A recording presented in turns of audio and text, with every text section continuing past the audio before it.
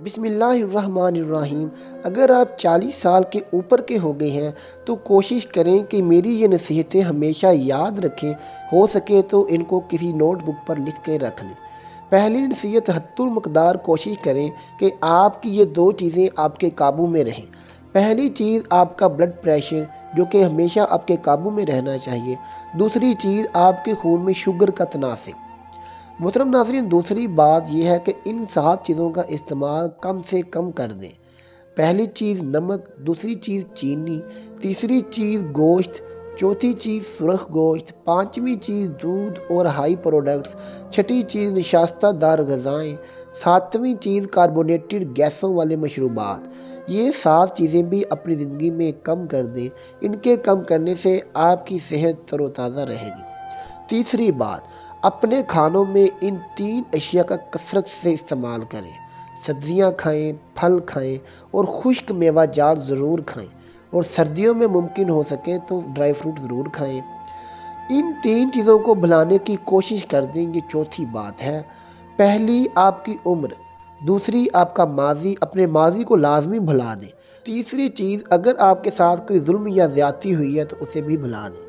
پانچویں بات، ان چیزوں کو بھلے آپ کا جتنا زور لگے اپنے پاس رکھ لیں۔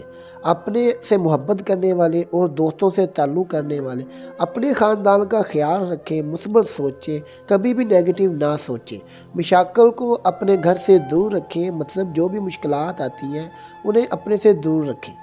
چھٹی بات، اپنی صحت کی حفاظت کے لیے ان 5 چیزوں کا اہتمام رکھیں۔ پہلا روزے کا، دوسرا ہنسی مذاق اور مسکراہٹیں، تیسرا مسلسل سفر و سیاست، چوتھا جسمانی ورزش ضرور کریں، یہ انسانی جسم کے لیے بہت ضروری ہے۔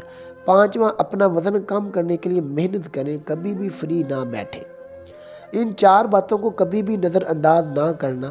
پہلی، پانی پینے کے لیے پیاس کا انتظار نہ کریں۔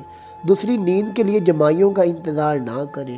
تیسری، آرام کے لیے تھکاوٹ ہونے کا انتظار نہ کریں۔ چوتھی، اپنے ریگولر میڈیکل ٹیسٹ کے لیے بیمار ہونے کا انتظار نہ کریں۔ ان چیزوں پہ بھی لازمی عمل کریں، یہ چیزیں آپ کی زندگی کے لیے بہت ضروری ہیں۔ 8ویں اور سب سے ضروری بات، نمبر 1، اللہ تبارک و تعالیٰ کے ساتھ اپنا روحانی تعلق مضبوط رکھیں۔ قرآن پاک کی تلاوت کا اہتمام کریں، نماز کی کوشش کریں اور دعا و مناجات کی کثرت سے پڑھیں۔